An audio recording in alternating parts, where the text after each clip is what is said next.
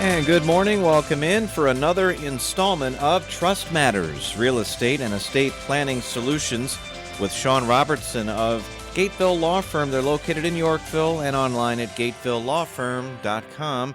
Sean's with us via the phone lines this morning. How are we doing, Sean?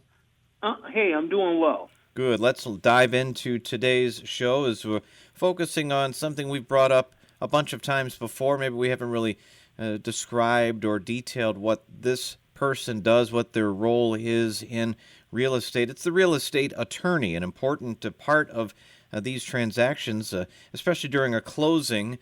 The real estate attorney comes in handy, and we're going to kind of dive into that today. So where do we want to start? Yeah, so basically, Mike, where we'll start at is the role of a real estate attorney is kind of like a quarterback. You know, we basically kind of coordinate the team, the lenders potentially, the buyer's attorney, the seller's agent, the buyer's agent, and our job is like the quarterback. Our job is to get the transaction from the beginning of the contract to the close of the contract.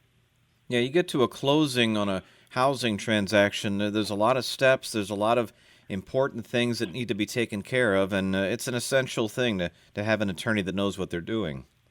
Yeah, correct.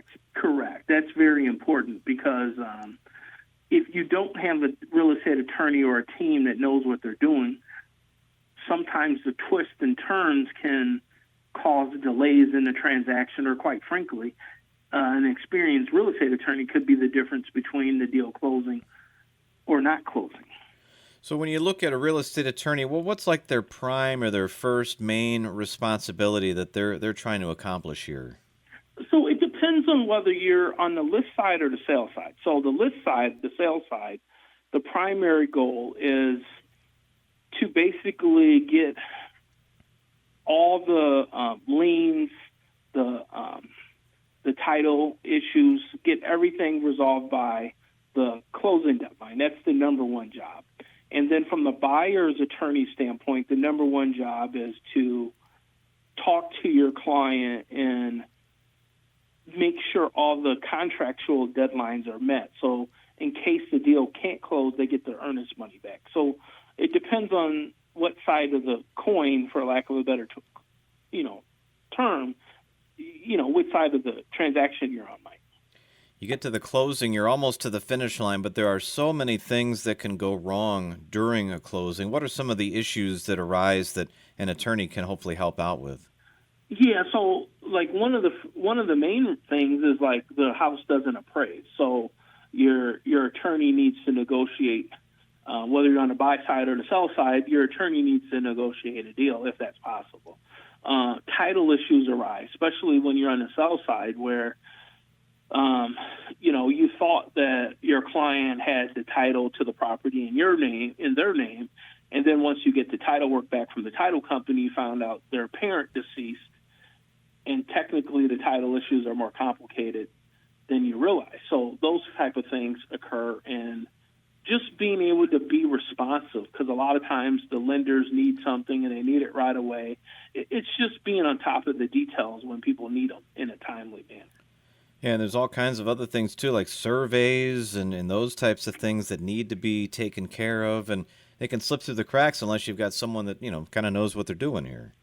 Oh, absolutely. Like I had a real estate investor reach out to us this morning, and one of his primary concerns with the attorney team that he had was they weren't on top of details, little details like when you come to closing where you ordered the mortgage payoff by time, meaning if you're representing the seller, you've contacted the appropriate lender and got the payoffs, because at the end of the day, you can't close something if you don't have certain documents in line, because the seller's attorney's role, Mike, is you got to have all the liens and everything paid off at closing. And if you can't accomplish that goal, then it can cause delays, and it can risk the transaction as well. Yeah, you need a successful real estate attorney, and there's some key traits to those that are the good ones. Yeah, like I think a lot of times having a team is important. Like for us, we have an assistant, and she's pretty much in front of the computer all day. in the phone all day. So most of the time something comes up and she's on it within minutes. Sometimes it may be a little bit longer depending on if she had to go out real quick. Like I said, getting lenders connected to the title companies are a big one because a lot of times the lenders need to get the title company's information.